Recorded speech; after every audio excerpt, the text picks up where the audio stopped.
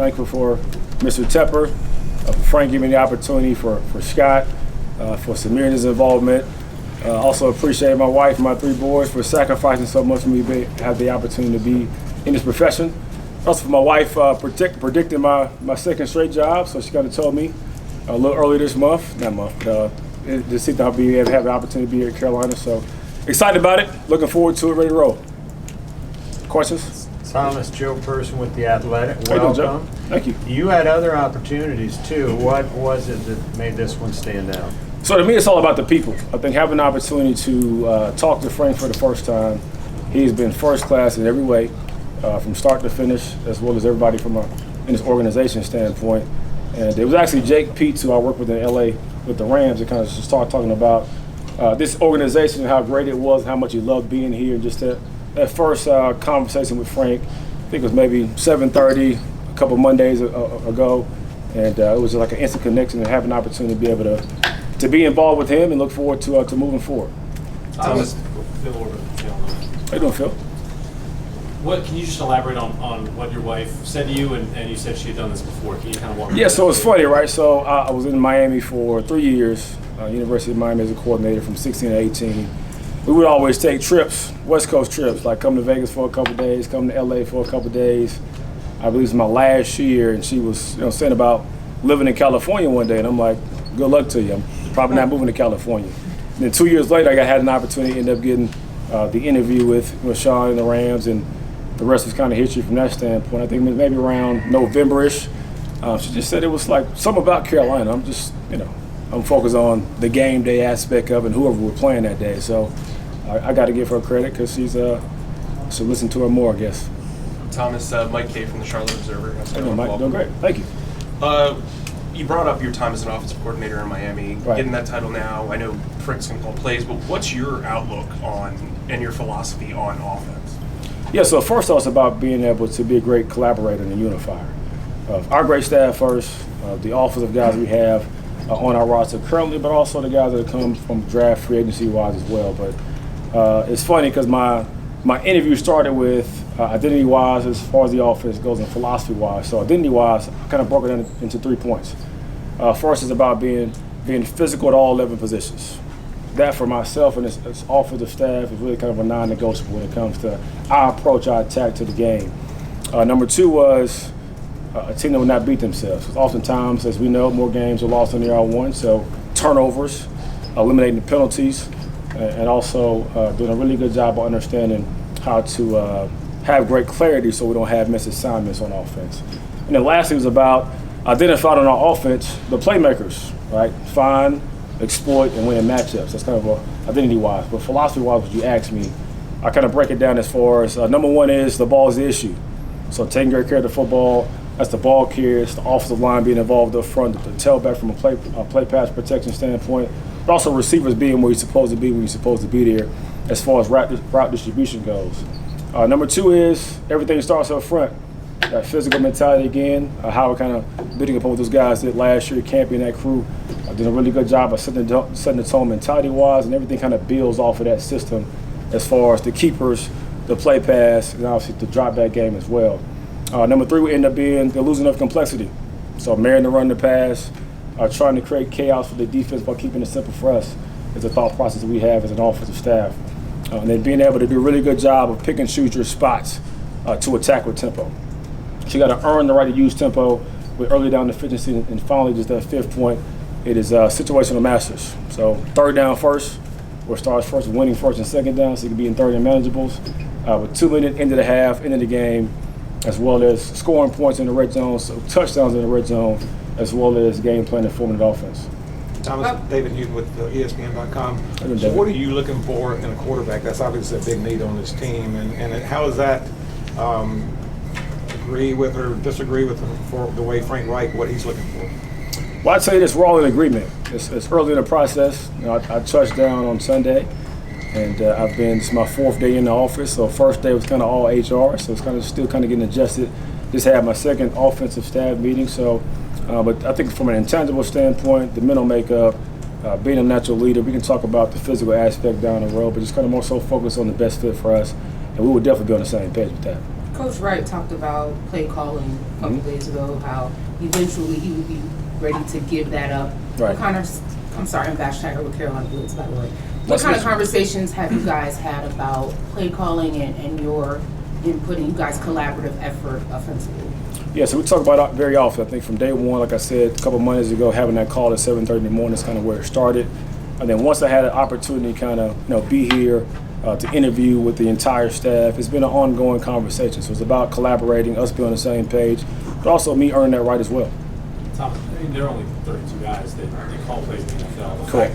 The fact that Frank is willing to put that trust in you, maybe not day one, but eventually, Right. what does that mean for Frank as the head coach, as the leader of this team? To me, it means the world. I think having an opportunity to be in this role and work with someone that I've never worked with before is probably rare, based on how people hire for the most part.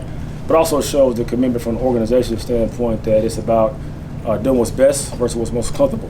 So trying to find the best qualified coaches, not just, that's nothing against hiring guys you worked with before, but it's as far as not kind of fall into the mode of always having to recycle coaches, but getting outside of your network of coaching staffs and giving me the opportunity to be able to visit and talk about that role has been awesome to me.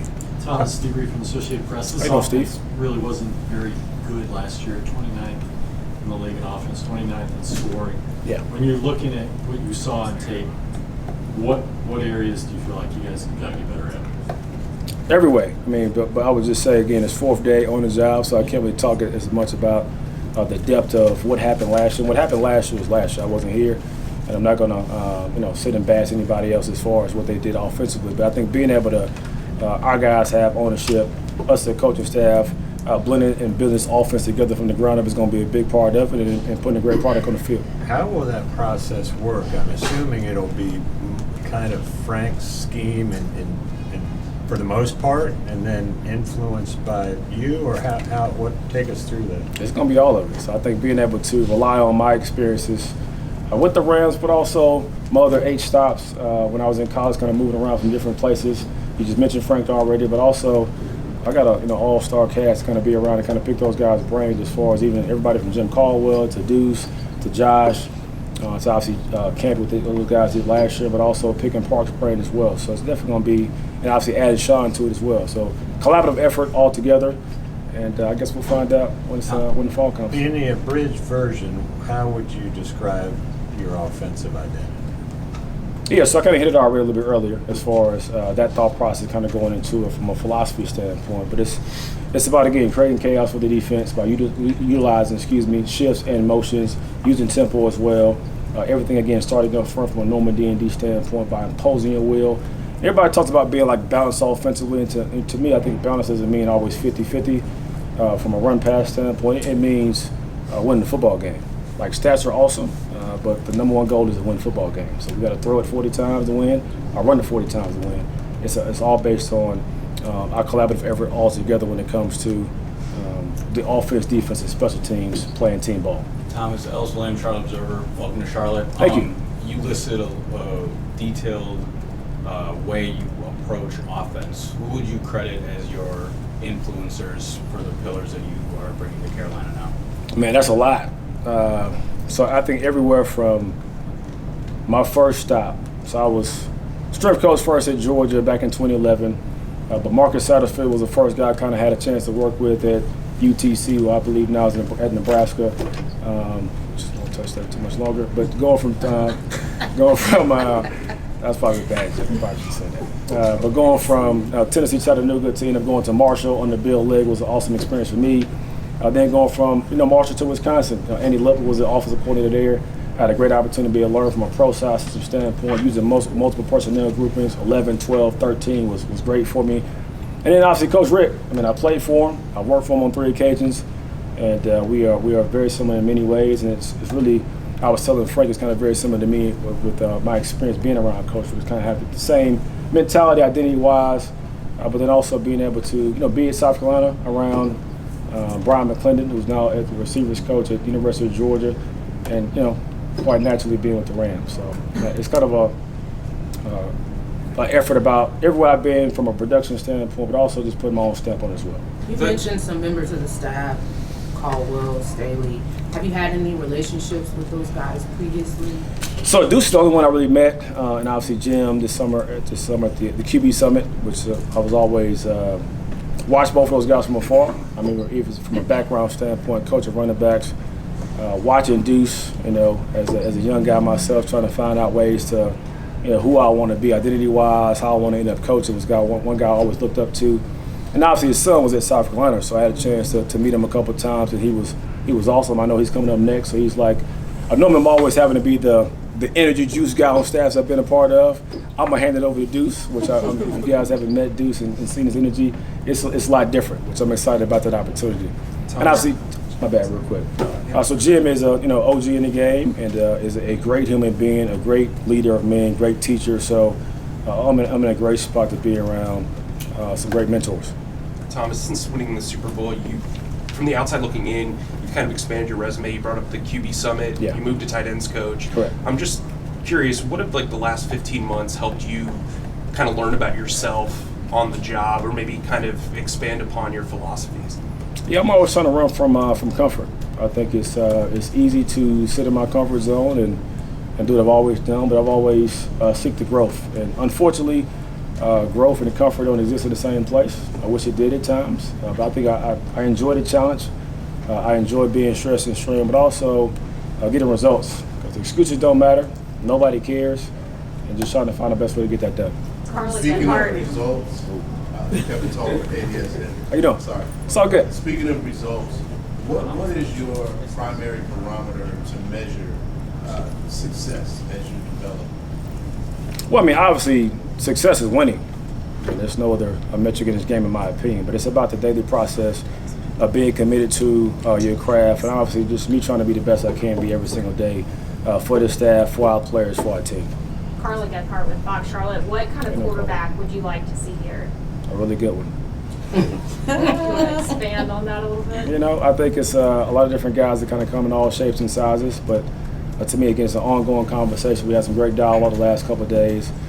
Fourth day on the job, so again, it's about who fits into this system, being a selfless from a mentality standpoint, but also having a point guard mentality. So being able to distribute the ball to your playmakers, and on third down, red zone, 2 minute, go play Superman. So How important is it for black offense coordinators to be in a position you're in and then be able to actually call the plays to get a chance to be a head coach in the NFL?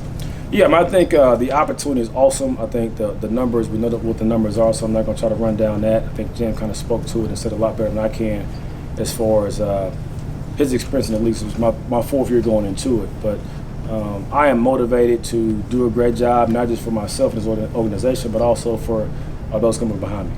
Have you gotten any kind of timetable where you be able to call the plays out? Or? No, man, I'm just focused on Thursday. So I'm trying to find my way around the building and find a place to live. So if you have some advice, I'd definitely take that. So that'll come down the road. So I'll focus on just today. You're often described as a natural leader. Where does your ability to cultivate others and command a following come from? And that's a great question. My father, who I'm named after, is the greatest leader I know. So I think I was raised to be a leader before I even knew I was going to become one. And so just watching him, how he dealt with people, never being rattled, and always being honest is something I've modeled myself after. We are different, but I'm kind of a combination of my father and also my mother. So the aggressive side at times, or I would say argumentative side from my mom, because she is. It's a good thing. Now, don't look at me like that. It's a good thing. She's a great debater. So I'm a really good balance of both. Hopefully, she didn't take it disrespectful. Mom, I love you to death. It was all meant in fun and jokes. But I think being able to, from your question, is from a leadership standpoint, it's all about my father, my upbringing, but also trying to find my own path and be my own self. I also pull from some of those great guys I've been around that have shown me that example as well. Sean McVay from Fox Sports. I know it's only your fourth day, but being a former running back yourself, what are some of the things you've been able to see from Deontay Foreman? I'm specifically naming him. Chuba did a great job also, but right. He has expressed that he would love nothing more than to come back here. What are some of your initial, analysis of him just within your first week on the job? Yeah, so what I've seen, I kind of watched, after we played you guys when I was with the Rams, when you guys came out to LA, watched almost every single week, just evaluating and just looking at the direction the team was going in. I love the mentality. I think I'm about being a tone setter. We talked about identity-wise, number one is being physical at all level positions. And I'm not the biggest guy in the world, but I guess you can call it Napoleon complex, short man syndrome, whatever it is. But I've always been a force-to-issue type person. I probably sought out too much contact when I was a player. That's always kind of stuck with me as a coach. So that's one thing I definitely love about him. Thomas, so many guys have come through Sean McVay's system and gone on to other jobs. What's that room like with him in it when you're designing, game planning, scheming, those kind of things? It depends on the day. No, it's a great room. I think I'm thankful to have an opportunity to be around Sean.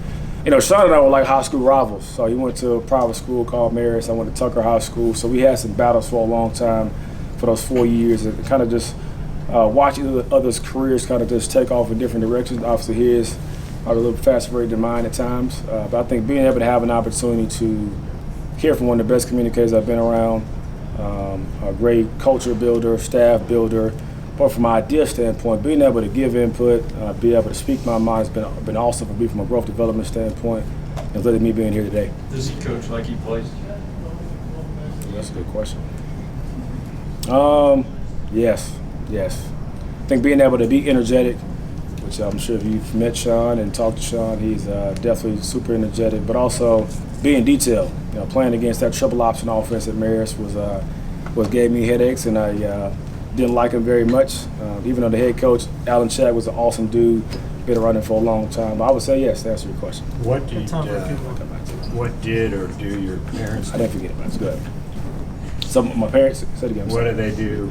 So my father's was a pastor when I grew up. He's a bishop in the CME church right now. So he has a couple years left. They retire at 75. So I always think I probably heard more preaching and teaching than most people because my mother was a school teacher. She's been retired for a while from the school system. So I grew up in a, I would say non-football type family. I was just a short cat running around trying to become Barry Sanders when I was 8 years old.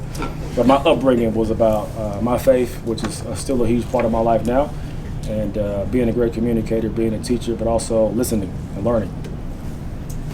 No problem. I didn't forget about you. Deshaun Brown with WSOC TV here in Charlotte. Welcome. Thank you. I wanted to ask you to expound on your self-description as someone who seeks to run from comfort. What about this opportunity made you uncomfortable, but the challenge you wanted to stay comfortable? It's a great question. I think being able to, that was a good question. I think being able to advance my career, also open up doors that have sometimes been closed by a number of different ways. But also I've learned to just trust God's plan. His plan is always better than mine. And I've had some different thoughts and visions for my life. It's always become better. That's ball security number one. You can't fumble that. But I think being able to, be in a position where I can inspire others, lead others, but also still learn and grow. To be a great collaborator, like I said before, and learn from this great organization, this great staff as well, and put a great product on the field. You're closer to home also. That's awesome. I was going to say, can you talk about being closer to home and closer to family? Yeah, so I love California. California is great, but it felt like I was on an island sometimes just because I grew up in Georgia. I spent my first 22 years of my life in Georgia, so I'll actually be driving home this weekend to go see my mom, my dad, sit at their house for a little while. I sometimes take that time for granted, and time is one thing you don't get back, so being able to be here, I believe it's 4.5 hours, whatever it is, I still make that drive. To be close to home, see some family and friends would be awesome. Who's got more energy, you or Deuce? It'll be a good competition, but I'm gonna let Deuce have that. So, Thomas, some of the best NFL red zone offenses can rate about a 65% clip. Carolina hasn't seen that number in years. I'm wondering what your beliefs are in building the specific functions of an excellent red zone offense. Run the football in the red zone, being able to have specific game plan as I would say any given week 5 to 7, specific game plan concepts, but also find matchups. I kind of call it find the blowfish on defense and go attack the blowfish. So we'll kind of figure out how we're built, who's the best guys, kind of activate, whether it be in the run game or pass game. It's about being able to have an identity and being consistent in that regard. You talk about the collaboration. You've also said you've got your argumentative side from your mom. And Frank's made it clear that everybody's going to have a voice. Yeah. When you hear him say that, how empowering is that? Because there is a ton of experience on this staff, a lot of veterans, kind of grizzled veterans, and then you've got kind of the upcoming voices. How do you balance that, and how empowering is it to know that you're valued? Yeah, so I love it just because I have an opportunity to be in this role, even be elevated or promoted twice with the Rams was because of me being able to speak my voice and have a mind and a thought process in that building. But you talk about us as a coaching staff, experienced guys from all different walks of life and different backgrounds. But it's about being able to always understand what is right over who is right. I think being able to take a back seat sometimes of what I feel like might be best for me versus what's going to be best for the entire football team. So I think it's rare you find really good coaches and great people and put them together. Because oftentimes some of the best coaches I've been around have been some of the worst people, and some of the best people I've been around have been some of the worst coaches. So I think being able to, it just shows how detailed this organization was when it comes to finding the best of both worlds and bringing them together. Thomas, the league seems to be moving in this direction of rotational running back groups. Yeah. Deuce's done it, Frank's done it, Sean's done it. You've obviously been a part of that. Yep. Are you big on guys facilitating different roles within a rotation, or would you prefer a guy who can kind of do everything? I think it depends on how you're built. I think also it's hard to operate just with one guy. I think it's that spot, as I know, is a very rough spot to stay healthy because of the contact you take on. If you play it the right way, it's a very volatile position. But I think being able to keep guys fresh to me is important.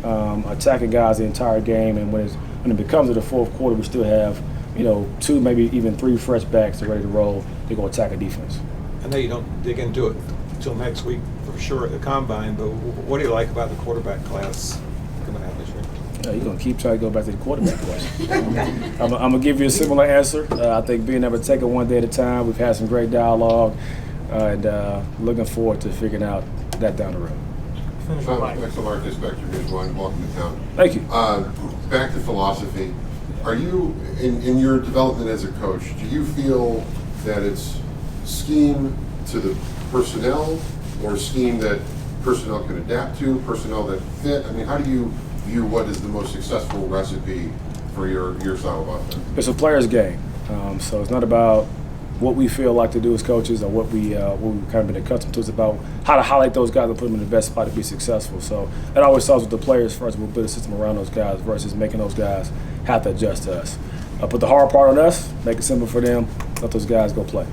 All right, thanks, Coach. Thank y'all. Thank you. Appreciate it. Look forward to talking to you.